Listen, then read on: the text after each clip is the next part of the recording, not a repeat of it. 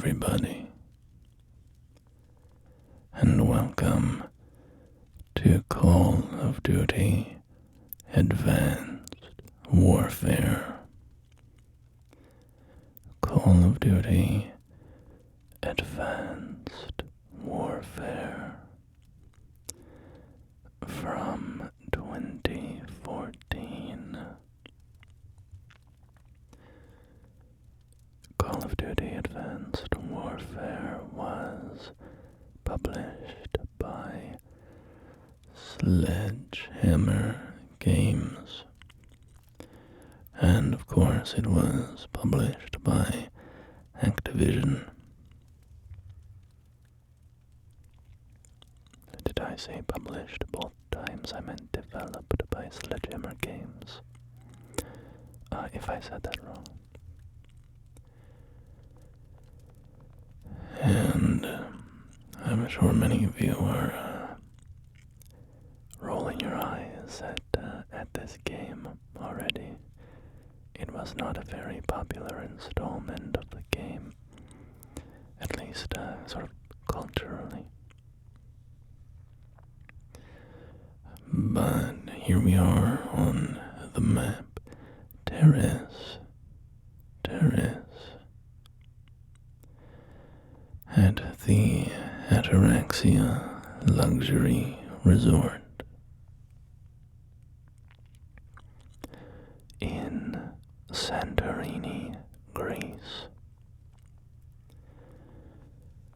And even if you didn't like this game very much, which I will admit, I am one of those people who didn't like it very much.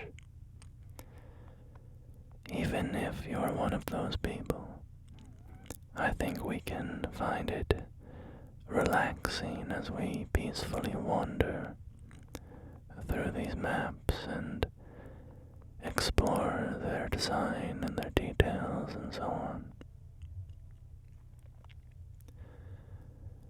And Ataraxia is an appropriate name for a resort, and it's appropriate for an ASMR video as well, because it is a philosophical concept from Greek philosophy that basically means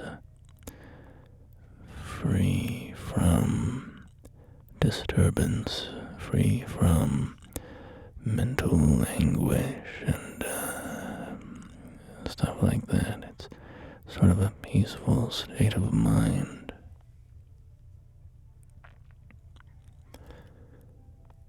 And here we are at the reception desk. And what's interesting about this is when you zoom in on the computer screen, you see it, the colors more, but it's all kind of washed out. It's all kind of washed out when you're just looking at it within the context of the surrounding environment. So, the Ataraxia Resort here is sort of a super luxury getaway spot. Oh, and there's the Acropolis Cafe, which, if you're unfamiliar, in ancient Greece, an acropolis was a sort of elevated section of the city. You would often have a citadel there, sort of used for defense, but it was also a cultural center, a religious center, and so on.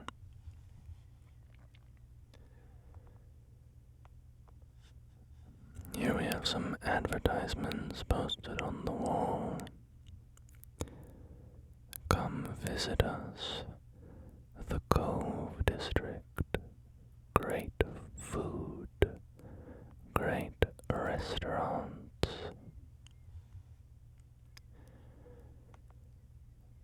Continuing down the steps, we can see a nice purple lit pool over here. Poseidon's pool. And of course, Poseidon is another Greek god.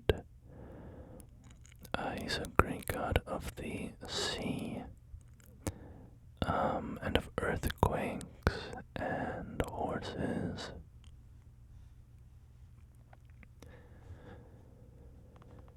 If you ever read the Percy Jackson books by Rick Riordan, as I did, I believe the main character in that was a demigod, son of Poseidon.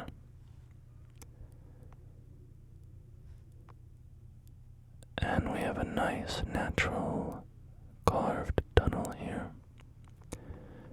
and a sauna on the other side of this barred door.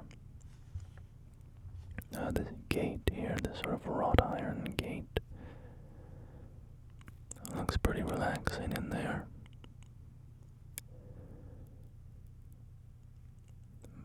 But let's walk back down towards the pool. And should we get in the pool?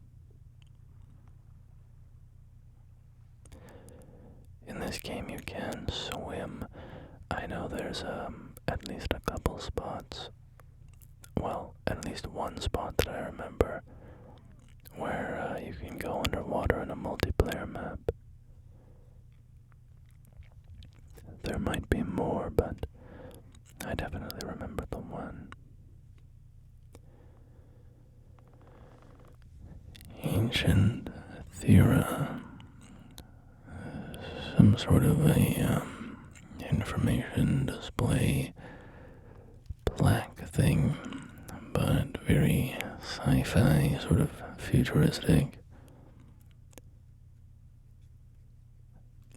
Because, of course, this game is advanced warfare, set in a sort of near-ish future world.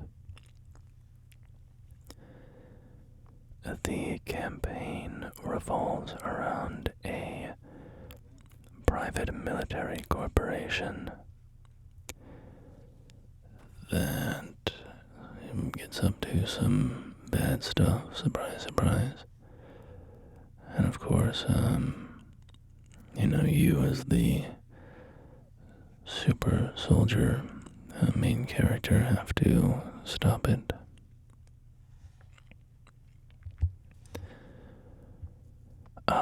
It's been a very long time since I've played the campaign. I didn't play it since this game came out, so the last time I touched the campaign was 11 years ago, but I believe it was something about the Atlas Corporation was going to hold the whole world hostage with some kind of super genetic bomb. Basically they could just kill people very easily. And the idea was okay, well, if we're the strongest force on Earth, then there will be no more wars, I guess. I think it was something along those lines. I remember the bomb was, they had some kind of genetic, biological weapon thing, because there was a plot point in the game where you were immune to the effects of the bomb because you had been a member of the Atlas Corporation, and they had made all the people that worked for the corporation immune to the bomb. And of course, Kevin Spacey played the bad guy. I won't go into him here. It's obviously a sort of a barrel of monkeys. But yeah, the campaign was kind of unmemorable to me. I don't remember really loving it or being super impressed by it.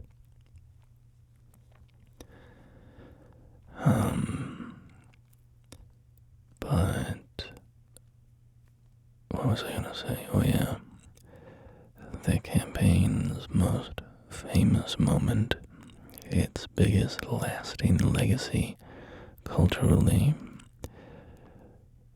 We can just kind of look out at this sprawling resort area. The most lasting legacy of this game is the press F to pay respects meme. Press F to pay respects.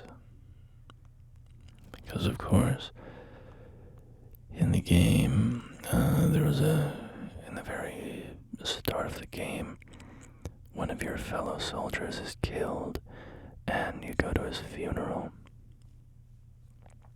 and you walk up to the coffin, and a little button prompt appears on screen, and it says, press F to pay respects. And that just got kind of memed into oblivion. And even to this day, I mean, people don't often say press F to pay respects anymore, but they'll say like F's in chat, you know, if you're on a Twitch stream or something. You know, if somebody loses at their game, they'll say F's in the chat.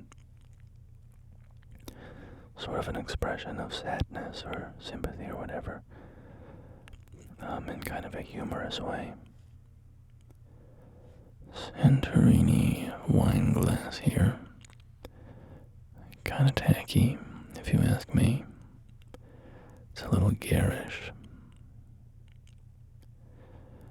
I would expect a little more class from a fancy resort like this.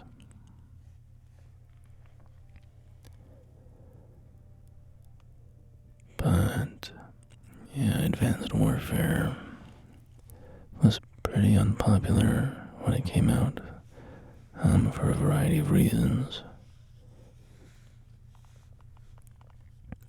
I would say one of the biggest things was its futuristic setting. I know there was a lot of pushback on the Call of Duty games becoming increasingly futuristic.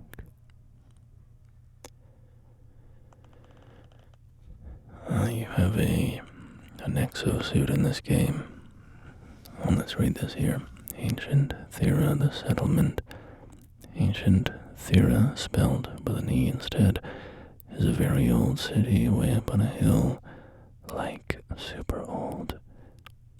Guests of Ataraxia are invited to tour these historic ruins believed to be general housing. While we wish you peace and tranquility on your hike, please be mindful of other guests.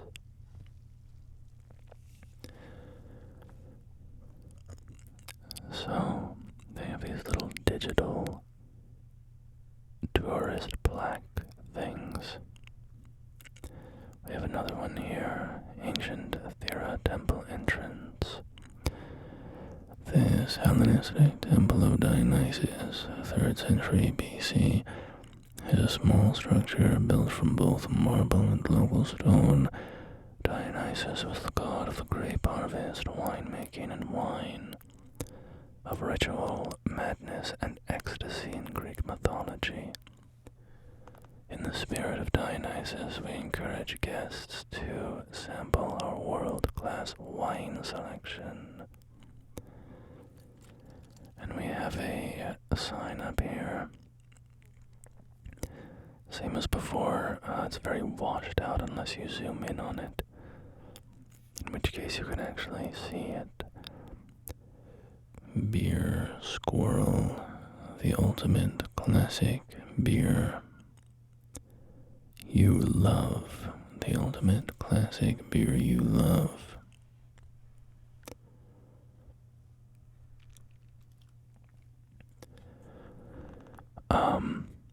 yeah, in this game you have an exosuit, and that provides you additional mobility options. Like you can dash around and ground slam and I think double jump, maybe, stuff like that.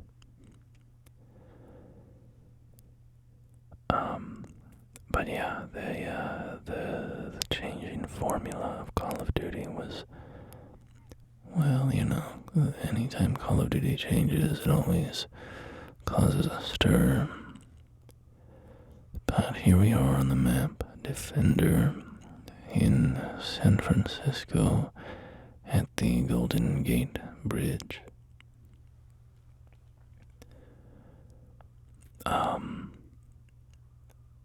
The map description says that there is a directed energy anti-air weapon here, and we will explore that a little bit, but we can take in the Golden Gate Bridge here, obviously a very iconic piece of American architecture.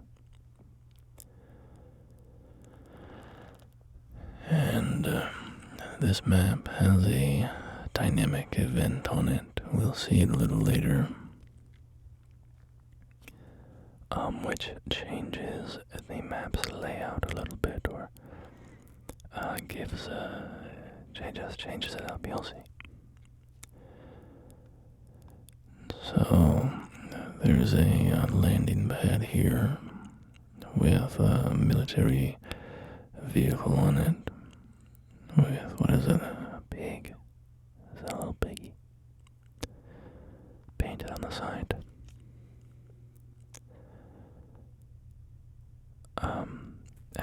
Yeah, this whole sort of construct, metallic construct here, this whole complex is the directed energy weapon, the anti-air gun. One thing I like about this map is the graffiti. There's graffiti everywhere. So we have a soldier here whose face is kind of goo. And if we walk over here, we can see some more graffiti. All the old walls are plastered with the stuff. We have a cute little bird on a tree branch with little horns coming out of its head. I like that.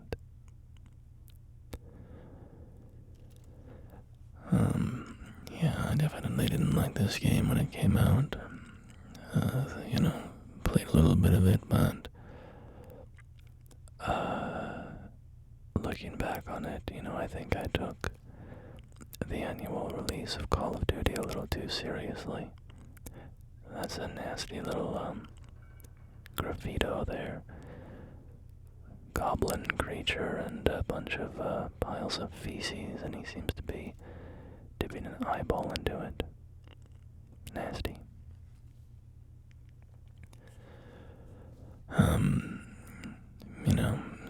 A new Call of Duty game would come out and I'd get all heated about it, and I don't know if it wasn't good, I'd stamp my feet and scream and shout and cry into my pillow and throw up. I was so upset, I was a bubbling mess, really.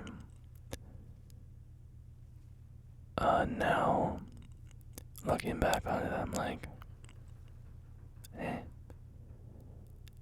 it's just Call of Duty,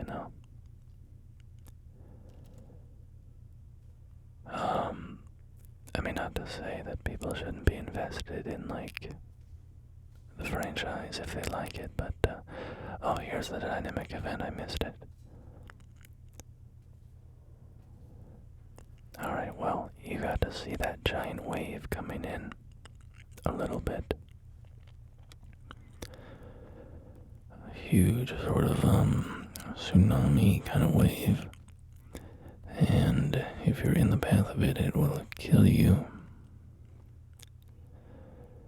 but it also floods the lower portion of the map, so we will go check that out.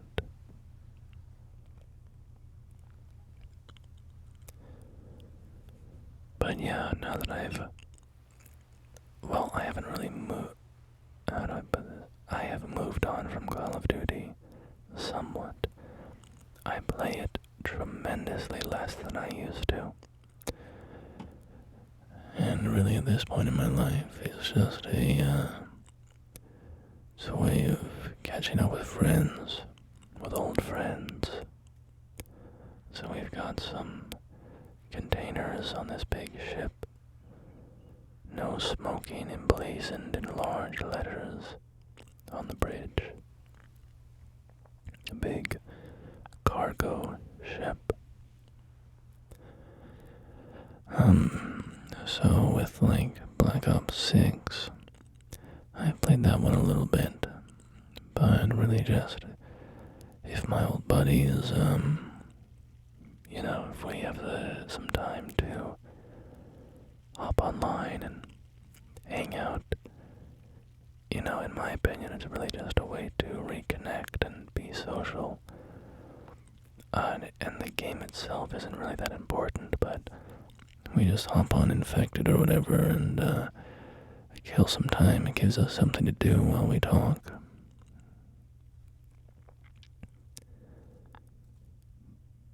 Restricted area. Authorized personnel only.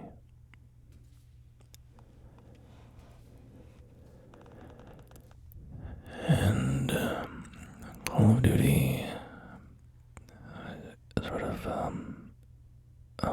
here's the weapons core here.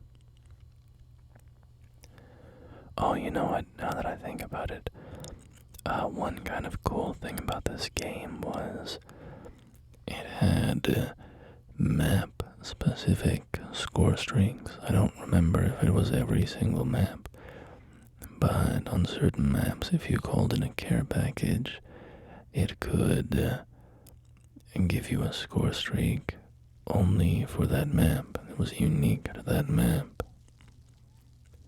We have a zebra and an elephant on a jungle foliage backdrop, and a nice little panda here as well.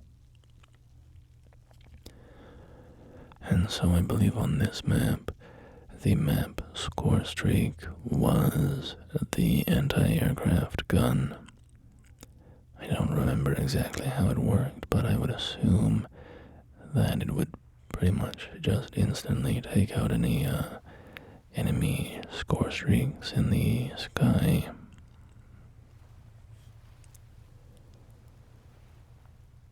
But yeah, this whole flooded area down here, I guess I should have shown it to you before it was flooded so you could see the difference. What a horrible tour guide I am. Shame on me.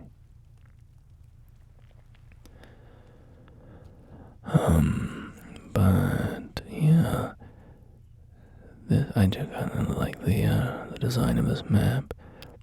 The urban, heavily painted old structures set against the more futuristic gun emplacement. Now, I didn't really care for the near future sort of vibe that a lot of these Call of Duty games went for in this era. A lot of stuff with, swarms of drones and lots of hacking and stuff like that. Of course, in this one, there's, exosuits and robots and whatever. And that aesthetic just never really appealed to me. I didn't find it very cool or interesting. But that's not to say other people, couldn't have. It just, with Black Ops and Advanced Warfare and stuff like that, I didn't care careful. Oh man, you know this. I almost said a trigger phrase. If you were alive and paying attention during this whole futuristic Call of Duty debate, the phrase that would always come up would be boots on the ground. Should Call of Duty go back to boots on the ground? And that was set up in contrast to the futuristic stuff. But, oh man, when boots on the ground just entered my brain, I felt like a sleeper agent being activated to jump back into the old Call of Duty arguments. We've got some eyeball graffiti.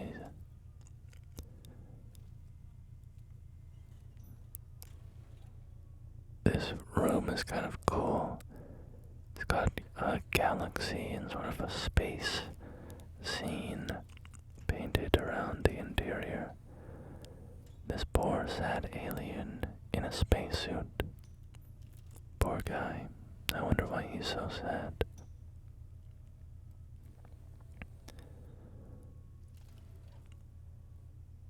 Little astronaut alien.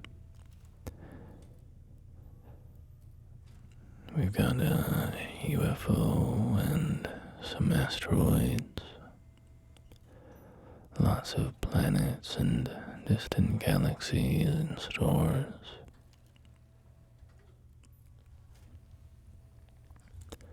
Looks kind of like the Milky Way.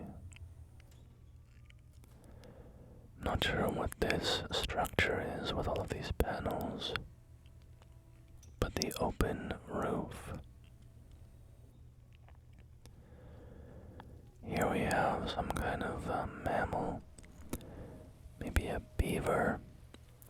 It's got a big long tail. It could be a squirrel, maybe if it's not supposed to be flat. I don't know, but some dyed hair.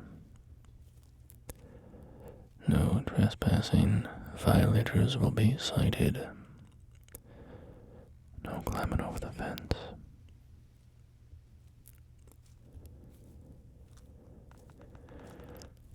But yeah, I mean, I think it's just the kind of thing that you care about less as you get older. I'm less invested in, the Call of Duty franchise, right? If they make a Call of Duty game that I don't like, then I just don't play it, and it's not really a big deal. Which isn't to say it's not disappointing when, a game that I had hoped would be good isn't good.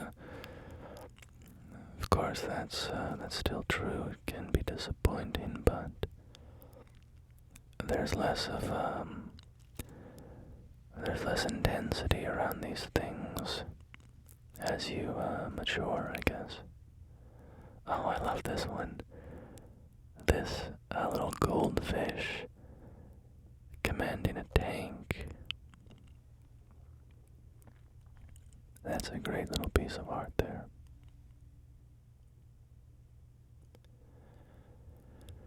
But let's move on to the map. Greenband in Seoul, South Korea,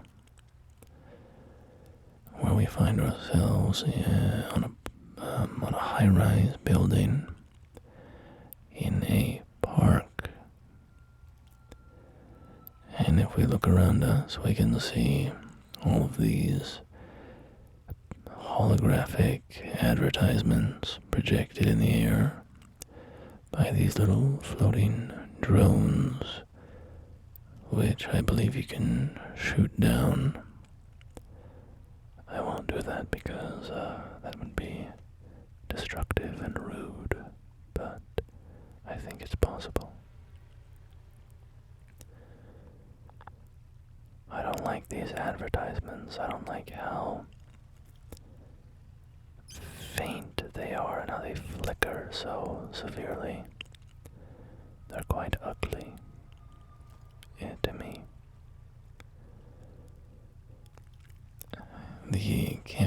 this game where your comrade dies. I believe it takes place during an attack on Seoul by North Korea. So that's why this map is set here. We got lots of drones flying around.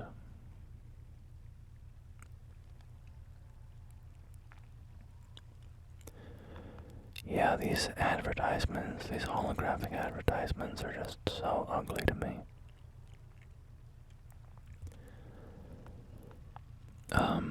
Which I don't even think is necessarily a bad design decision for the story they're trying to communicate.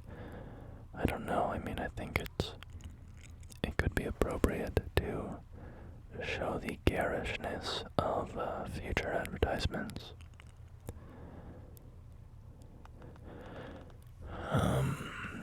But that's just part of the thing that makes the aesthetic kind of unappealing to me. I don't know, the near future stuff just didn't sit right here. This planter, this large planter has been blown open and dirt is pouring out. We've got cherry blossoms piling on the ground and blowing up in the wind.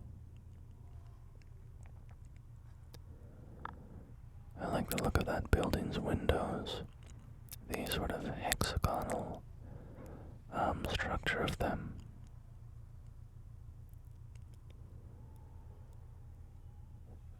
The path is blocked that way. About a nice little lane lined by trees. I wish I could read any of these advertisements to you. Here we have a little patch of grass, perfectly sized for a little table. Some chairs, a nice place to sit and appreciate the cherry blossom and the ugly, plain advertisement in the background. Here we find ourselves in a restaurant with a massive bowl of soup, some kind of noodle soup. Looks like thinly pounded beef, maybe hard-boiled eggs, although there's also a cracked egg in there. I'm not sure what that yellow substance in the center is. This looks like kimchi, maybe, with some fresh Napa cabbage on top, maybe. And I think that's tteokbokki.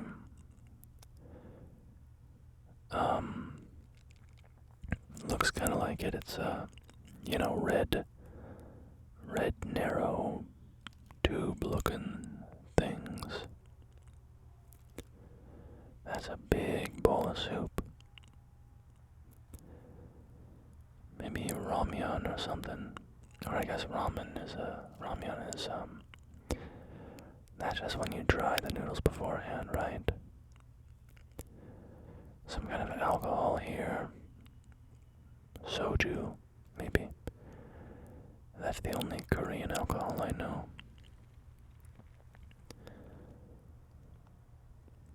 Another massive bowl of soup. I mean, this is like putting the Cheesecake Factory to shame.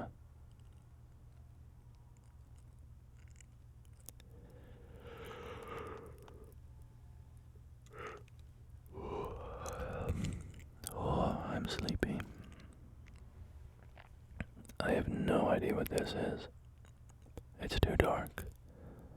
But it looks like more kimchi and tteokbokki on the side. But some kind of soups, I guess. Some more soups. Lots of people ordering soups here. Now I like the art in here. The fish on the ceiling. The digital mountainscape on the wall. Elevator to take you down from the top of the high rise.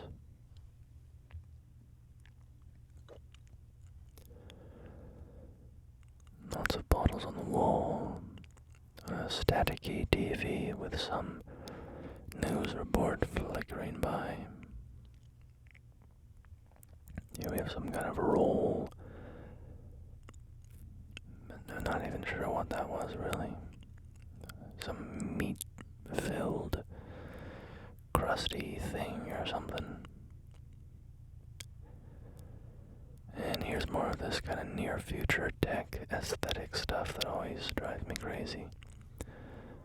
The translucent computer monitor screen things. Necrom.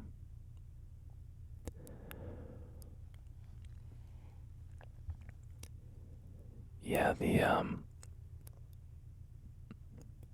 a little entryway through there. The futuristic aesthetic, where it's lots of holographic interfaces, and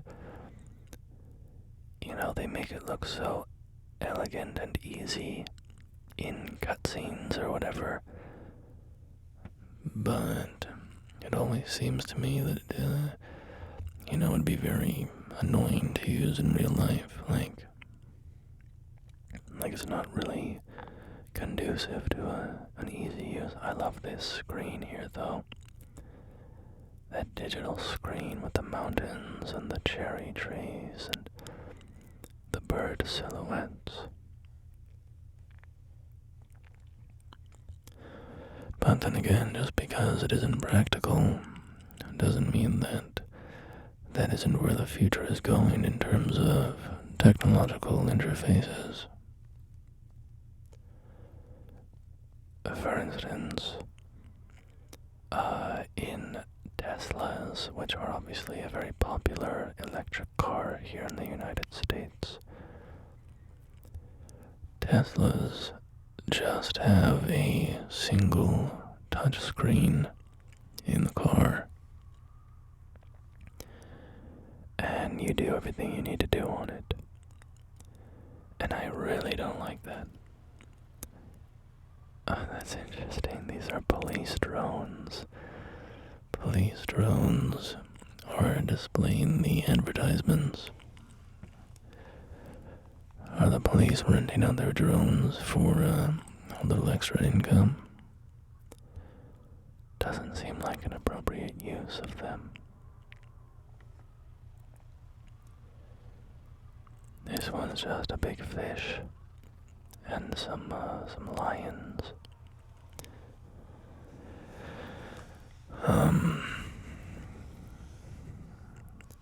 A burger and a little happy bird. I think that looks maybe like a little cartoon bird.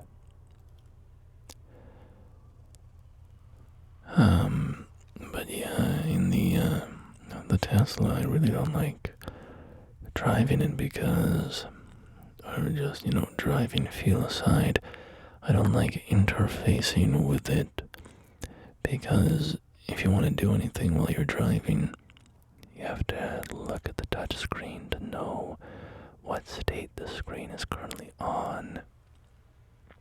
And there's no haptic feedback, right? There's no mechanical feedback. If I'm driving some old junker Buick from 2005, I can reach without looking after driving the car for a day or two towards where the AC is, and I can change the AC without looking, for instance. Or I can hit skip for the next song on the CD or what have you. And that to me is a much preferable system for something like a car, where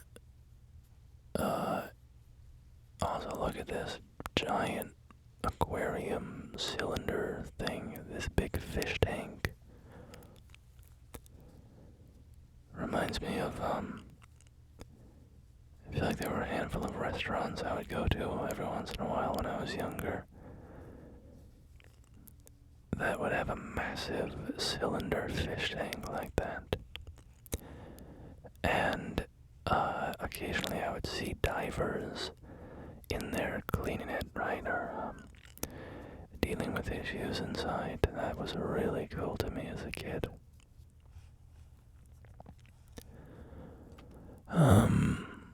But yeah, when you're driving a car, I feel like you want as little distraction as possible. And so, to have a touch screen where you have to look at it all the time, it's just a bad idea, to do all of your tasks. I would be curious to know if there's like a higher incidence of car crashes with, say, Teslas, for instance, because of distracted drivers from using that touchscreen. I don't know. I mean, I'm not, I could totally be wrong, but I wouldn't be surprised if it was a little more dangerous.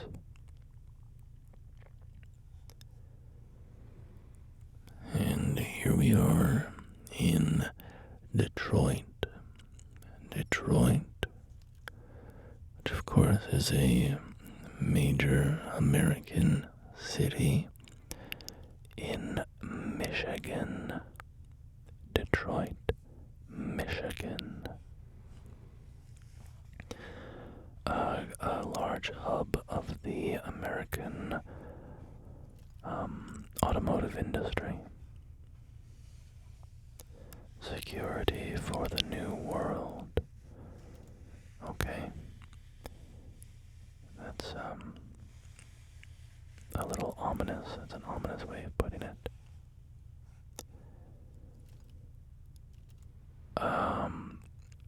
Yeah, I think there was something in this campaign about nukes, nuclear bombs, or detonated, like, nuclear power plants that melted down or something like that.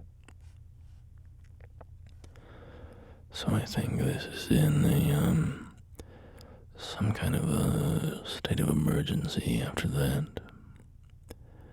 And it looks like Atlas, the private military corporation, is here to, whoa. Oh, so this building's on fire. Okay. You guys can get all your Detroit jokes out of the way now, okay? Just walking through a building, the ceiling is collapsed, and it's literally on fire. Please be prepared to have your DNA chip scanned. So, obviously a little, integrating a little dystopian, sort of genetic discrimination, something or other there. Or I don't know, I mean, I don't remember the campaign well enough to know if that was even really a theme of it. I don't think it was, like, being discriminated against because of your genetic code, predisposition to certain diseases or what have you. Some fancy technical looking consoles here.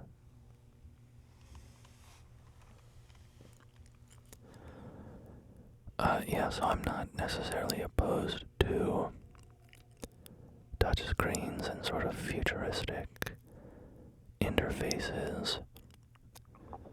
But what I will say is toxic removal and remediation.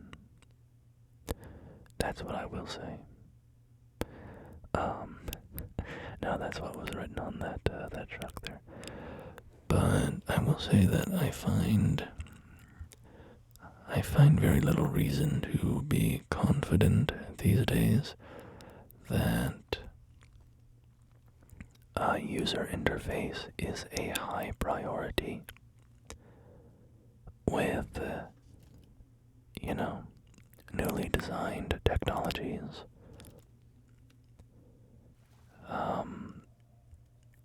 To be frank, even with current technologies, my issue is that it just feels like, I don't know. Do you ever feel like software updates only ever make things worse from a user interface sort of standpoint? Here we have the very complicated looking parking meter sort of machine here. Lots of different sections and words and buttons and all this stuff. But yeah, they'll push an update for some app I've used for a year and a half, and I know where everything is, and then suddenly they're hiding buttons that used to be prominently displayed, or, stuff that you would need to do 90% of the time used to be in a very obvious place, and stuff that you only had to do 10% of the time would be sort of in a drop-down menu or something. But now they're like, everything's going in the drop-down menu. Everything's on an equal footing. I was like, no, some of this stuff is more important. You don't need to treat everything as equally important. By the way, the map streak on this map is a gun on a tram that you get to fire a turret. New Detroit Technical High School. New Detroit. Well, bad news. The New Detroit Technical High School is on fire. They really need to get the fire department out here. The stuff is burning down. I guess this is probably like in the middle of a war or something. I don't really remember the context of what's going on in this campaign. Jimmy's Diner. Jimmy's Diner.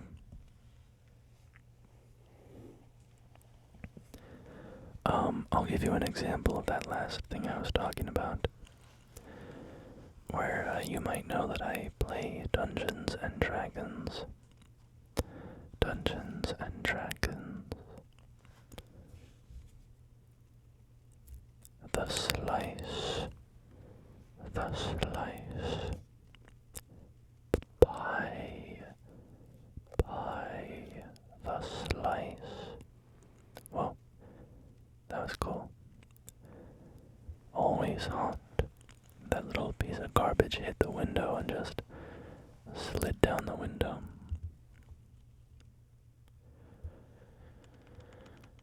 Here we are in Arizona, in Monument Valley, a very famous American landmark. In a rare, snowy moment for it. It's not very common that Monument Valley gets snow. This map is called Biolab. And it's like developing that DNA bioweapon I told you about. So we will see some of those tubes of poison here, along with some kind of human experimentation or something. There are these tanks with people in it inside. So we'll see those. But anyway, as I was saying, as an example of what I mean about, I just feel like sometimes the UX, UI team at software companies are, I don't know, a bunch of monkeys. No offense if you work in those departments. But, Dungeons and Dragons, I love Dungeons and Dragons, and there is a website called D&D Beyond, and it is a tool, an online tool to help you play Dungeons and Dragons. It has all of the rules there. And on the home page, I would frequently go there to look at my class features. And it used to be that on the home page, you would go to the top menu, and it would drop down a list of all of the classes in the game. And then if you wanted to look at your background or your race, you could click on these specific tabs. That would take you to a new page that had those things. But every class was right there, fully displayed, for you to click on and go to that class's page. Then they redesigned it, and instead when you go to that drop-down menu, it drops down 3 options: class, race, and background. And to me this was just a moronic decision, because there is a clear order of how important these things are. Class is by far the most important thing in the game. It's where like 98% of the stuff you're ever gonna do comes from. Race is way down in importance, and background is so unimportant that, like, you should so rarely ever even need to look at it. But for some reason, they thought it was a good idea to put all 3 of these things on equal footing. They're all the same size of boxes, and you have to click on one of the 3, and then it takes you to a page with all of the items in that list. So if you click on class, it'll take you to a page with all of the classes. If you click on backgrounds, it'll take you to the backgrounds. And whichever page you go to, you then have to click on another thing, the specific one of that category that you are looking for. And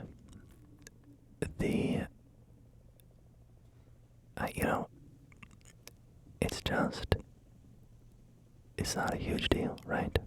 All it is it's an additional like 5 seconds or however long it takes to click on class, buffer the new page, and then click on the specific class that you want information about. It doesn't add very much time, but it's that kind of stuff that, like, I don't know, maybe there's reasons you could justify it in other ways, I suppose.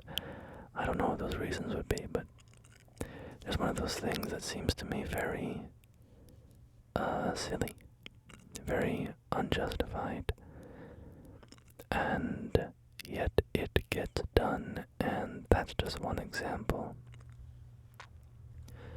I find that software does this all the time.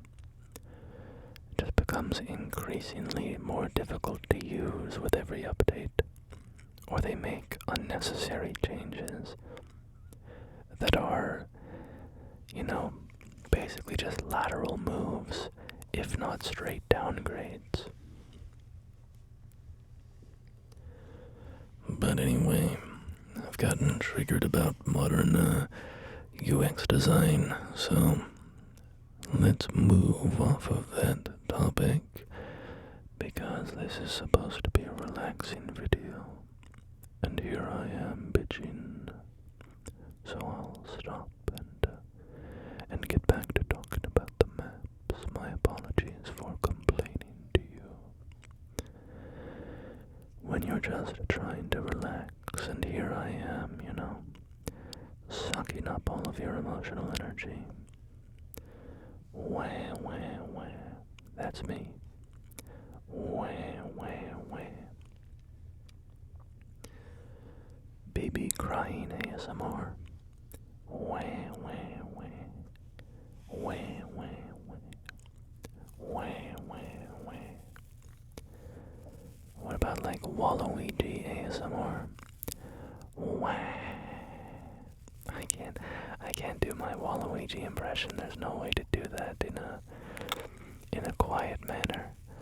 I can only do that if I'm being very loud.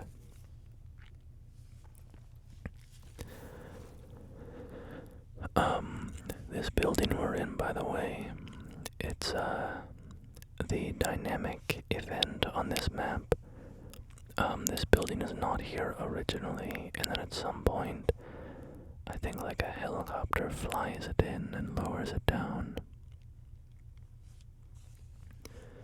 Got a little minigun attached to it.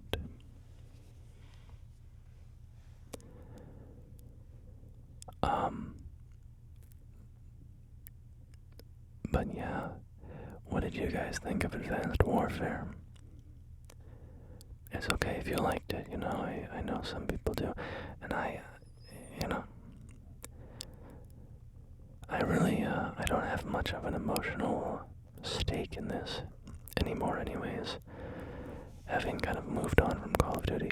Also, guys, my stomach is just constantly rumbling at this like low grade level. It's freaking me out. I don't know what's going on. It's trying new ways of getting me to eat food. The loud, sharp rumbles weren't working, so it has switched over to a constant, slow, steady rumble.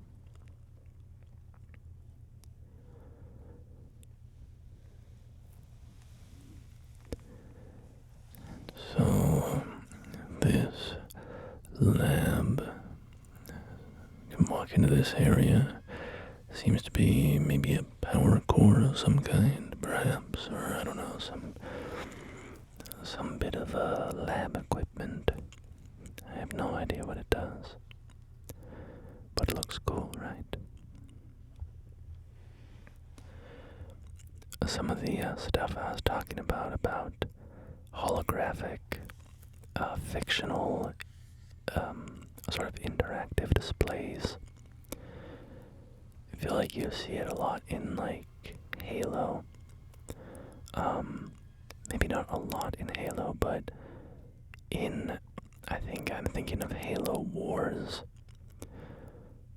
where they're at a table on the Spirit of Fire, and Anders, the scientist, is just like grabbing all these little holographic things in midair and blowing them up and shrinking them and moving them around, and it all looks very pretty and interesting, but you're like, how do you know how to do all that?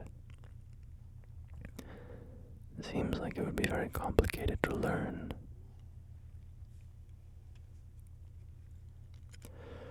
So, let's move on from Biolab and check out one more map before we go. Instinct.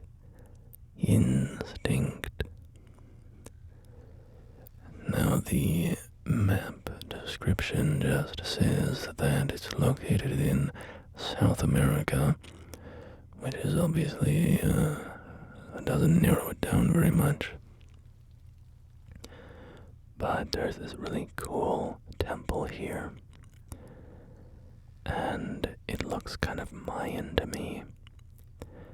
There's a lot of different varieties of like South American pyramid architecture. There's a lot of different looks to them, and I'm no expert, but that style reminded me a little of what I think the Mayan stuff kind of looked like. So I think the Mayans were in kind of central South America, like Mexico area, so without any additional details, I would guess that we are in southern Mexico, El Salvador, Guatemala, somewhere. Is that Belize? Is Belize around there? But there's this big mining operation here, all these big pumping, I don't know what's going on here, fracking or something.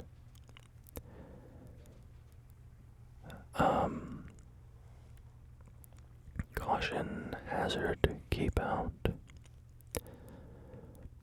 But I definitely won't be able to use the audio for this map because these machines are just constantly going ka-chunk, ka-chunk, ka-chunk all over the place. Not very relaxing.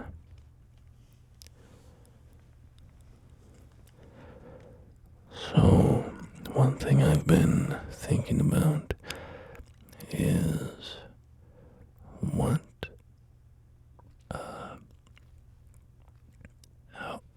take a look at this carving. That's really cool. I like that a lot. You know, one thing I'll say about the Call of Duty games, even the ones that I don't really like. For instance, I don't like this game so much, but just because a game overall doesn't work very well doesn't mean that certain people working on it didn't do a great job.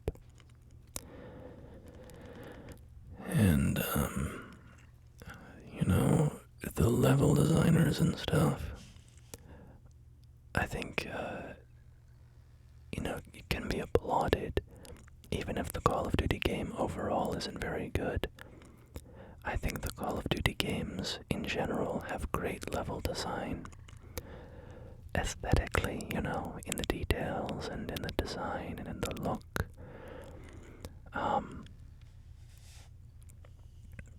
I would say this game doesn't necessarily have my favorite levels just from an appearance standpoint of the Call of Duties, but I think they're pretty impressive and don't look too bad. Obviously, what I don't love is the aesthetic, the sort of near-future aesthetic of this game. It doesn't work for me on a personal taste level. Thirst, eco thirst. Looks like a Dasani bottle. But putting aside the fact that my personal taste doesn't click with this game, I think they designed very nice maps.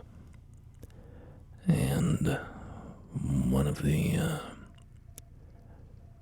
Call of Duty games I really want to do is Call of Duty World War II.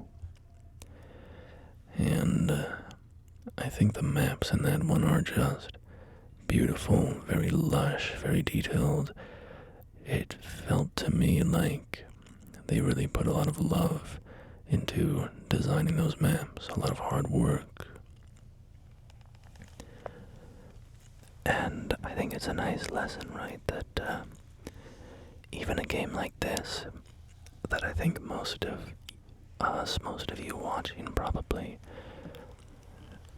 didn't like very much, just based on the fact that I felt like culturally this game was kind of derided pretty heavily.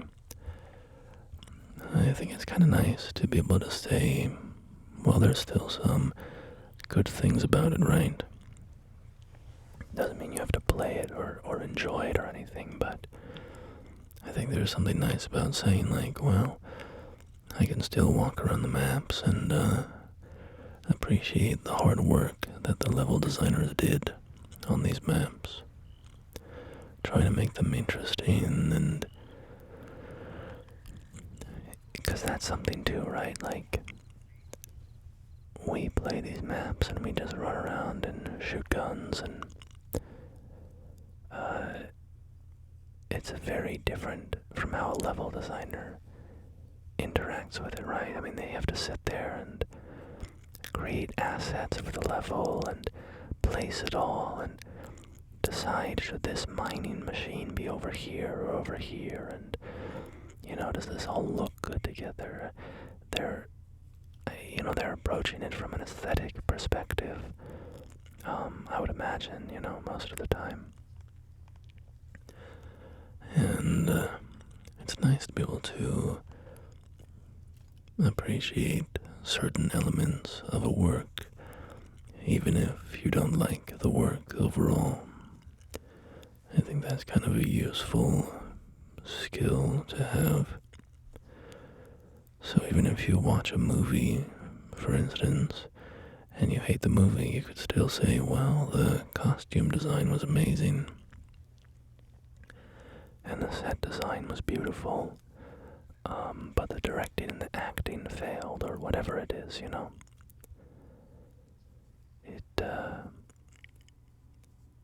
I think it's a useful skill to be able to critique works and pull them apart into their components.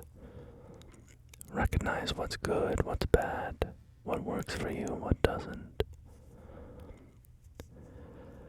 But that's all that I have for you today, I think.